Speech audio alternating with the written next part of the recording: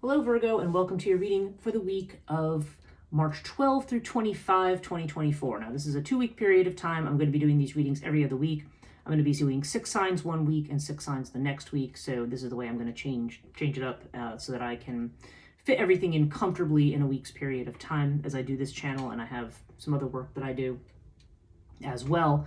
If I was just doing this channel full time and that was it, then I could easily do 12 in a week. But this is sort of a part-time venture, so I'm splitting up the way that I do these.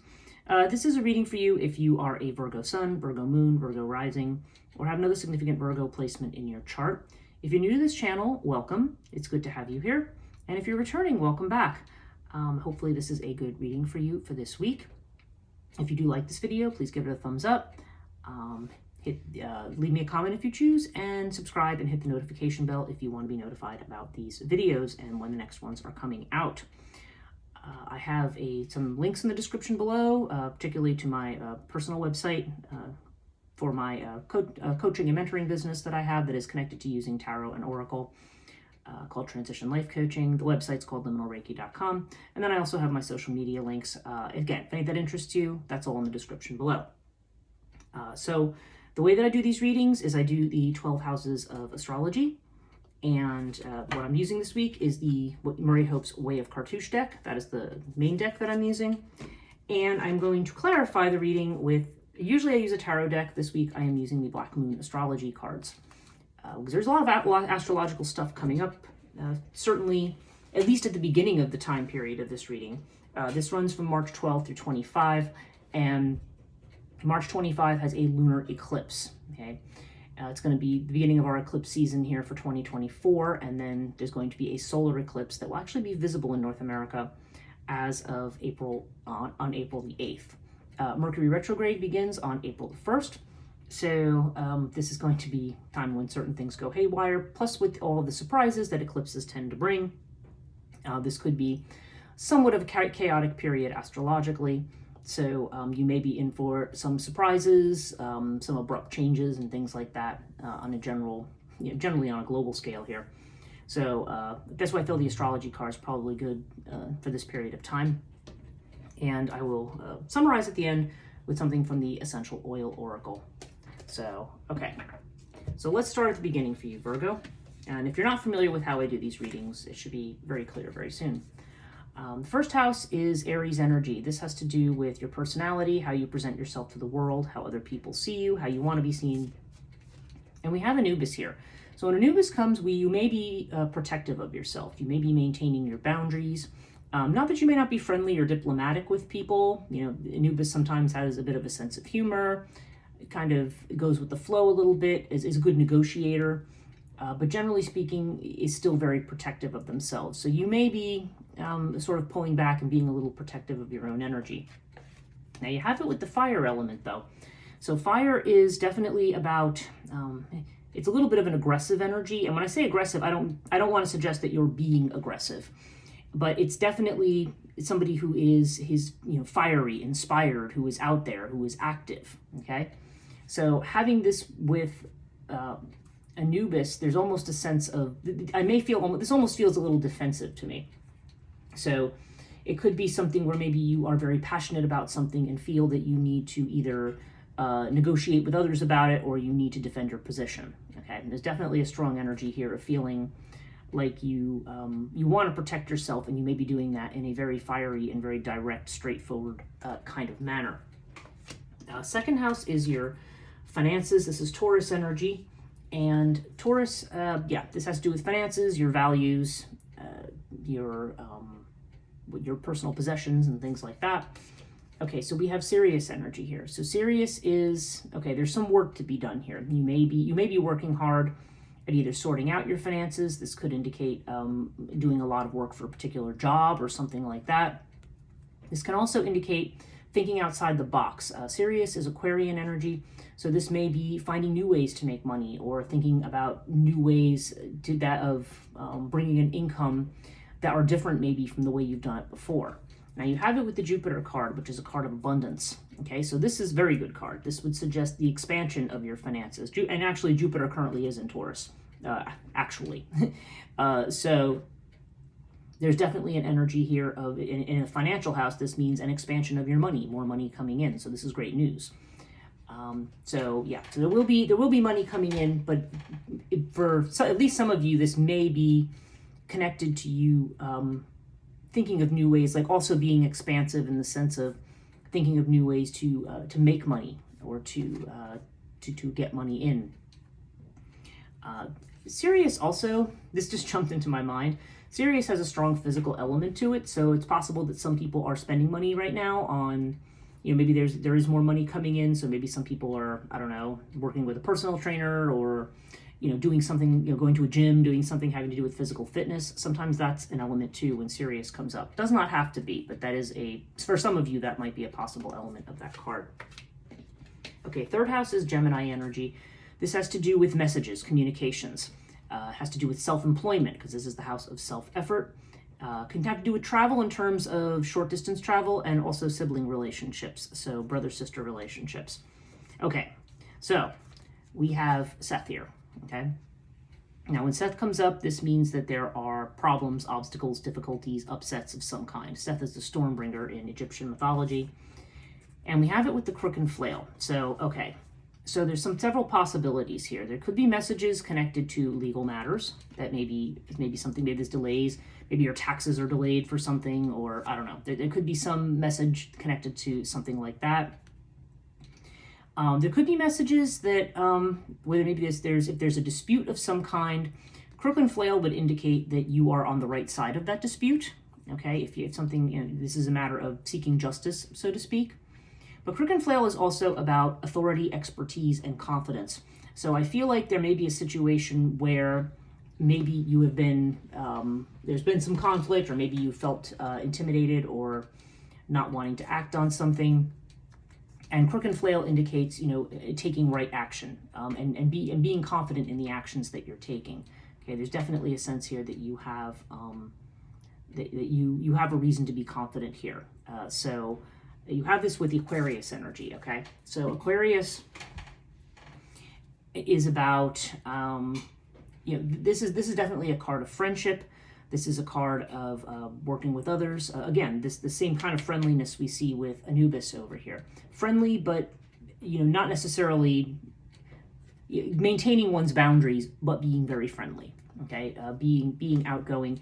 It may be a situation, again, where you're thinking outside the box. Remember, we have this over here, this thinking outside the box energy here too.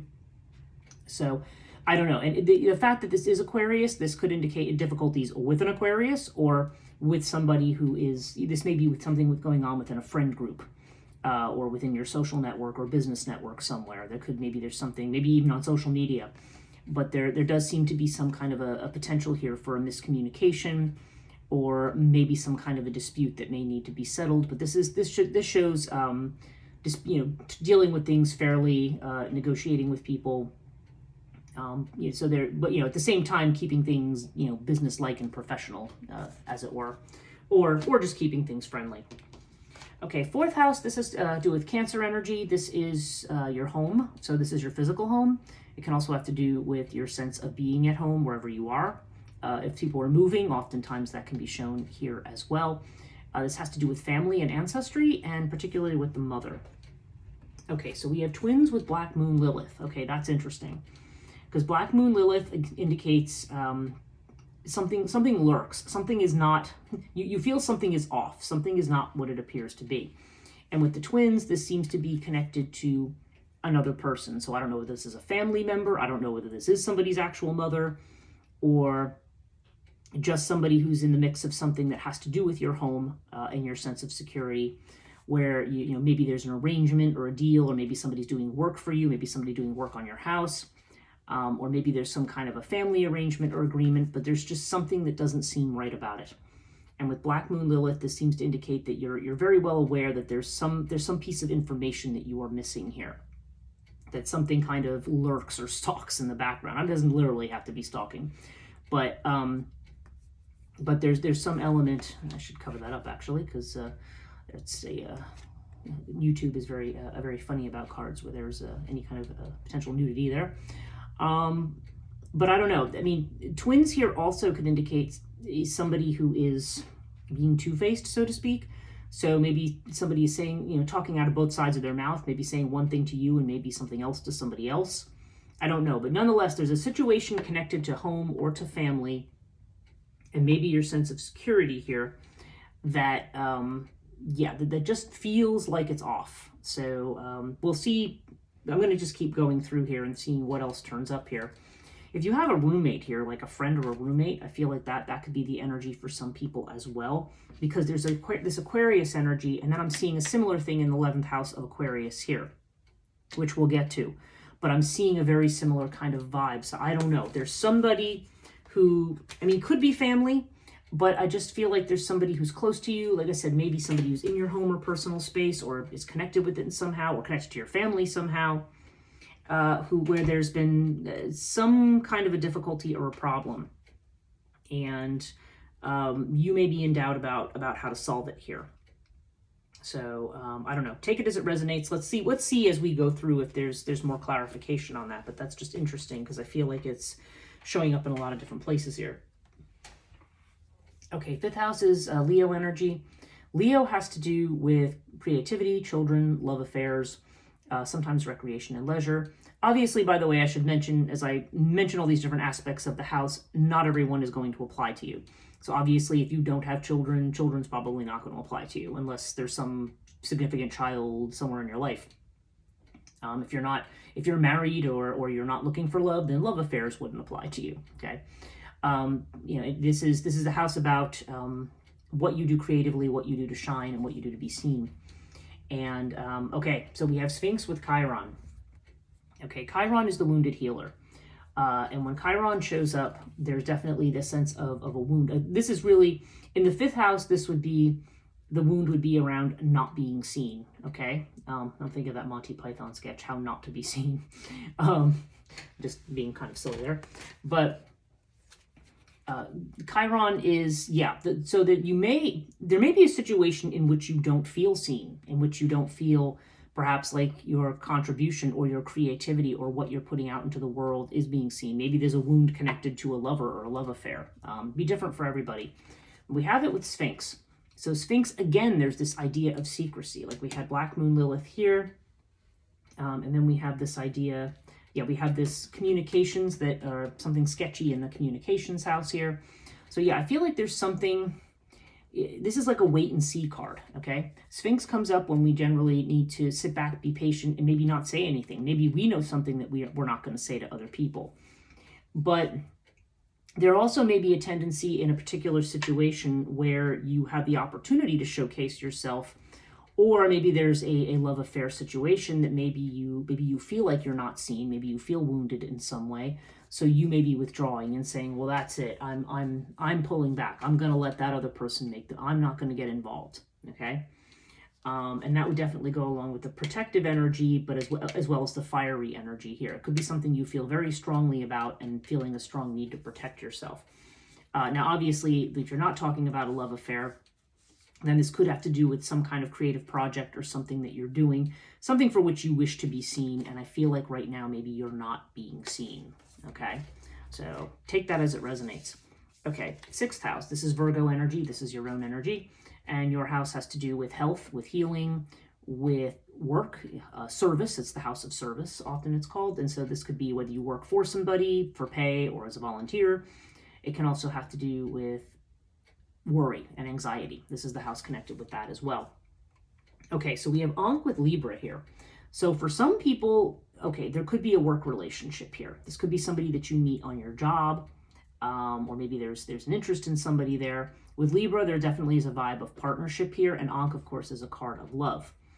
Now, if you are not in a love relationship, or you're saying, no, I'm not, dating somebody who's from the job or anything like that, then, which might apply, again, for some people.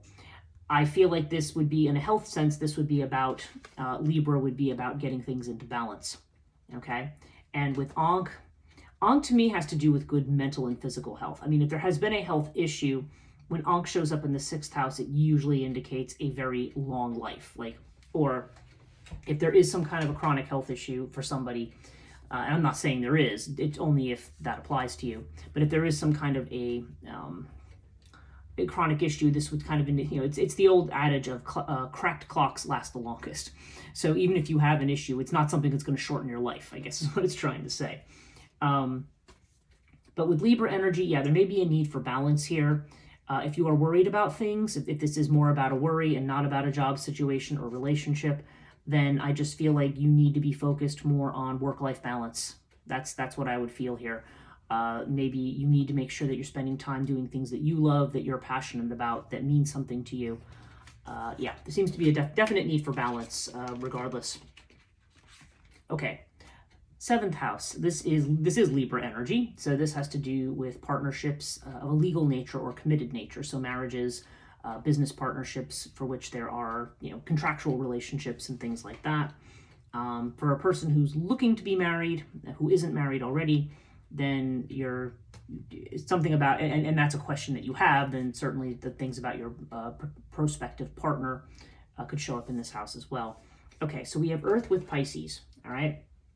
Now, Pisces, okay, now, first of all, if we're looking at, I'm looking for a partner who's committed and long-term, and I want to know who that might be, you could be dealing with somebody who's an Earth sign, or you could be dealing with somebody who's Pisces, which is two very, very different types of people, actually.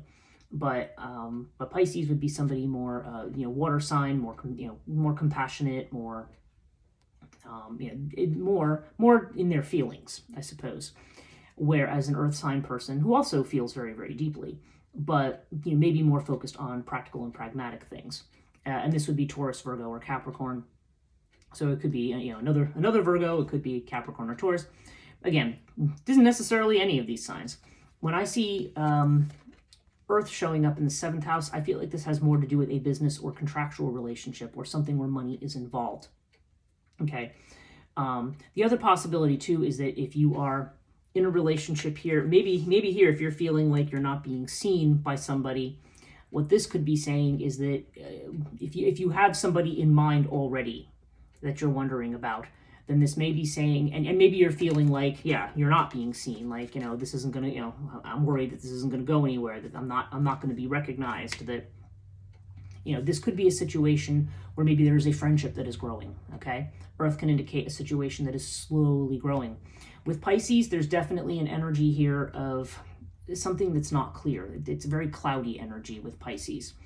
And in relationships, there could be a sense of looking at someone through rose-colored glasses, or just not lacking clarity on where something is going right now. But I feel like if that is your situation, if you're like, yeah, I want to know if this situation's going to go somewhere in terms of commitment, then this may be saying this is something that's growing slowly, and you're best not to rush it. Now, if you are already married, then I do feel like there may be something coming up, maybe, like I said, in connection with your joint finances or something like that.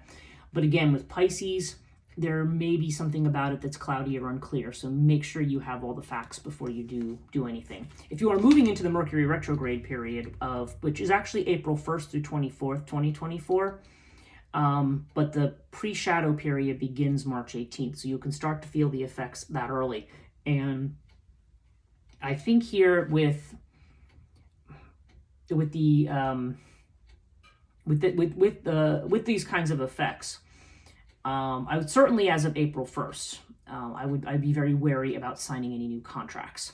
Okay, it's not a good time if you're seeing that there's a financial situation or a contract or money situation that does not seem clear to you. I would definitely make sure you read the fine print before you do anything. Okay, 8th house, Scorpio energy. Scorpio has to do with big transformations, okay? Life, death, big beginnings, big endings, right? And also joint finances. Okay, so we have your own energy, Virgo, along with Bastet. So Bast, again, there's this need to be recognized for something. There's this need to be seen. This may be about operating. Yeah, this is the happiness card, so it's not a negative thing. This may be about wanting to be social, wanting to be with people, giving generously to people, but wanting to receive your due back as well. Okay, Bast can also indicate a situation in which your intuition is going to tell you more, following your heart more than getting involved too much with your head. Now Virgo, now your own energy here suggests that you are in a period of your life of kind of reorganizing and decluttering. Okay, So I feel like, and again, this is in perfect line with what's coming up with retrogrades, or with Mercury retrograde in particular, because that is a time of reevaluation, of tying up loose ends, going back and finishing up business that hasn't been finished yet, finishing those repairs on the house, making those phone calls you need to make to, finalize accounts and deal with red tape and, all that kind of stuff that we have to do. If we are looking to move towards something new, there may be some kind of admin type work that we need to do now just to, to focus on the details and get things cleared up. We may be focused on our health right now too. And with Bastet also has to do with mental health. So I think that jives very much with what I see down here in the 6th house. Right now, you may be focused on balancing your physical and mental health, and also just, getting the details of your life in order. Okay, 9th house, Sagittarius energy. Sag has to do with long distance travel. It can have to do with expansion of your boundaries, so higher education, getting more education generally, educational institutions, philosophy, religion, and institutions connected with that. Deep thought about the meaning of life and stuff that's deeper than what we see in the 3rd house. And we have Isis with the Saturn return card. Okay, this has come up here for a number of people, the Saturn return card. Now, I think Saturn returns happen at various times. You don't have to literally be in a Saturn return in your life, but for this to affect you in some way, for Saturn to affect you. Now, Isis has to do with a situation that may require patience. It may require some level of compassion. Or in Isis too, I always feel has a certain amount of mystery to it. It's a bit like the High Priestess in the tarot, although it is also a little bit like the Empress, as it has a strong mother vibe to it as well. So I don't know. I feel like this has to do with nurturing, caring, compassion. It may have to do with mysteries being revealed. Maybe some of you are going to be delving deeper into more intuitive mysteries. That's possible with this card. But it can also just be a situation that's going to require patience. Now, Saturn return. Now, this indicates, okay, the expansion of your horizons. Again, this is going to be looping around and revisiting the past again, because Saturn return allows you to go back. It puts things in front of you that you have not resolved and says, okay, now it's time to correct things. Okay, so whatever it is you're learning right now, whatever you're moving towards, this is a type of correction here. Now, whether this is also a strong mother energy, so I don't know if that is relevant for some people, but there definitely, maybe there's a situation where you, maybe in the past, you weren't as compassionate as you could have been, and maybe now it's saying, okay, well, now is the time or your chance to rectify that. It could also be a sense of time when you were not maybe compassionate to yourself, because I feel like Isis can also be very strongly a card of self-care. So I don't know, whatever the situation is, there's definitely this strong thing about mental and emotional healing, having patience with others, and dealing with things compassionately. That seems to be part of what the lesson is here. 10th house is Capricorn energy, and this has to do with your career, your reputation, your fame, your legacy, what you want to leave behind. Sometimes has to do with the father as well. Wow, and you have double Leo in here. You have Horus and you have the Leo card. Okay, now because Horus is Leo energy. So, okay, so if you are building your career right now, you are definitely going to be seen. Leo is high visibility, being gregarious, being outgoing, people seeing you, knowing who you are, recognizing you for your talents. And with Horus here, yeah, this is a highly creative card. So I feel like you, if I'm looking down at your houses of work and everything, well, certainly there's an expansion of your finances here, and this sense of thinking outside the box. Yeah, I think you have a great opportunity here to do something creative, to come into your own element. And there's also a sense of healing connected with this as well. So perhaps some people, and not everybody, of course, but some people perhaps are going to be in a healing profession. This also can have connections to family. So maybe this is connected to father energy for some people as well. Or maybe the healing of a father, if you have a father who is sick, maybe this has to do with healing. Or addressing that issue. But again, these are all the possible interpretations here. It's not going to apply to everybody. So there's definitely this is an energy of, if there's been difficulties with your career, definitely you're going to be having your day in the sun. You're going to have your time to shine, and people are going to see you're gonna be able to push through situations that perhaps have been difficult, and then you kind of go, wow, how did I solve that? How, we find ourselves indulging without knowing how we got there. I mean, that's the energy of Horus.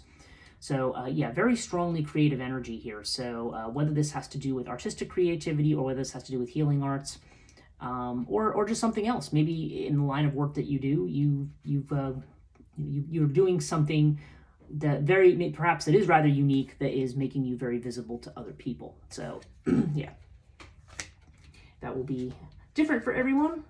Okay, 11th house. Now I talked about this a little bit down here, and I'm seeing something mirrored down here, up here. Okay, so Aquarius is the house of friendship. Okay, it's the house of of your friends, your social networks, business networks. Can also have to do with your goals and your destiny. Okay, so we have Nephthys with the lunar eclipse. So some kind of change is incoming and you're not seeing it. Okay, and lunar eclipses bring, I'll do this again too, because she's another bare-breasted goddess here. Yeah, lunar eclipse. This brings abrupt change and sudden change that happens very swiftly. Okay, and we do have a lunar eclipse coming up on March the 25th. So whether that literally has to do with that eclipse or not, nonetheless, whatever's coming in is something that you cannot see right now. If you have been working towards something, this indicates there's some information you don't have yet. This is about things not happening quite yet, but this also is about things that are hidden that are about to be revealed. And the fact that I'm seeing this lunar eclipse card, I'm feeling like it's telling you that this eclipse is going to be significant for you. Something is going to be revealed. Now, this is either in connection to a wish or a goal that you've had, or in connection to somebody in your social group. Okay, it can be family too. I have seen family represented in this house, and I bring that up because we see that same situation down here in the 4th house, something connected to family here as well with the Black Moon Lilith card. You'll notice she's quite similar to the lunar eclipse card, although the lunar eclipse goddess, I think, is supposed to be Astarte, but and this is, well, this actually might be Ishtar rather than Lilith, but some people call this the Lilith card. In any case, this is, yeah, there's definitely the sense that there is something is just around the corner, either with regard to a family situation or some kind of a friendship or alliance. Because remember, we saw communication difficulties down here, and then we see this Aquarius energy. This is the house of Aquarius, right? And we're seeing some things that are difficult or blocked, and something where maybe even the truth of the situation is going to come out. So I don't know. You can take it as it resonates, but this is either connected to a friendship of some kind or something connected to your goals. So wait and see what's going to come out of that. You do have this wait and see energy down here with Sphinx as well. I feel like for somebody, this has to do with some situation where you feel like you're not being recognized, and you're protecting yourself. But there's more information to come here. All right, 12th house, Pisces energy. So this is where your fears are. This is what's hidden, what you're not showing people. This is the realm of imagination. And you have Lotus with the earth element, okay? Now, the earth element indicates just what it says, stability. This is about slow and steady growth of something, being grounded, taking things one step at a time.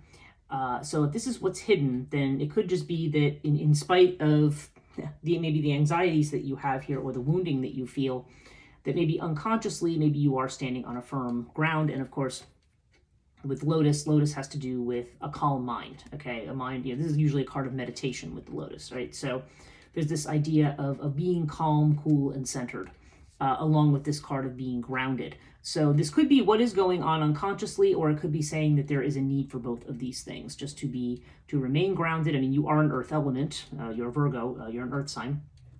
So there does seem to be a very solid and calm grounding here.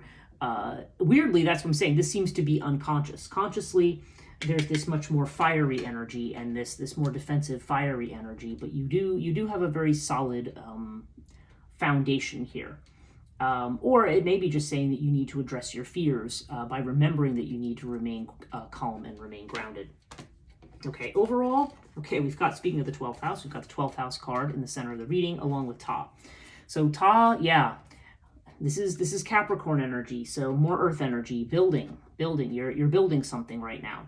I think it's reminding you that you're building something. And in the process of building something, you are the master of your craft. You are crafting the life that you want.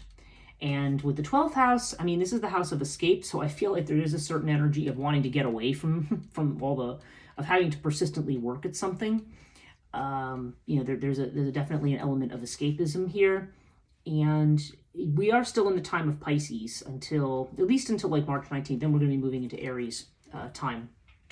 But there is, with the combination of these two, which are not, well, they're not necessarily against each other, but 12th house energy to me just says that you may feel stressed about a lot of these changes that are going on right now, or about the uncertainties, and that may be kind of dominating your way of thinking. But I think it's reminding you that you're still slowly building something, so it's just a matter of plodding along.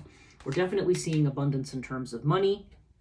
We're definitely seeing a chance to shine in terms of your career, keeping good mental and physical balance in terms of your health. And we are seeing some areas where perhaps you feel wounded by somebody, but I feel like there's just going to be some truth coming to the surface, or more information that's coming out. So let's see. Let's do an essential oil oracle card for you. So let me just shuffle these a couple of times, and then we'll spread them out. Okay, so Virgo, what does Virgo need to know? March 12th through 25th, 2024. Let's see what feels right for Virgo. Okay, finally. The centering card. What did we just say over here, right? Okay, so the keyword you have here is align. There we go. It said this trigger statement is, I feel conflicted. The true statement is, I am true to my highest, or you could say to my best self. Your focus needs to turn within to reflect on stories that are not true for you. Love is the way through. Okay, so yeah, there maybe that's where some of this family stuff is coming in too. Maybe something has been triggered, some kind of a truth. Maybe there's something that you believe about yourself or about a situation that isn't true for you or isn't true for you anymore. So yeah, this is definitely a time when you are still, maybe you are feeling a little more pulled back and defensive, maybe feeling a little more intense, and maybe a little wounded over here too. But you definitely have the abilities and the skills. Again, your money and career look great. There do seem to be some areas for correction here, but ultimately I think this is just a condition of the time, and with just some patience, I think you're going to see where everything's going to go. So definitely look for those opportunities there. Thanks so much for watching this week, Virgo. I hope this reading was helpful. If you did like this video, leave me a thumbs up, leave me a comment if you choose, and if you haven't subscribed, please consider subscribing and hitting the notification bell so that you don't miss a video. Thanks so much, and we'll see you next time.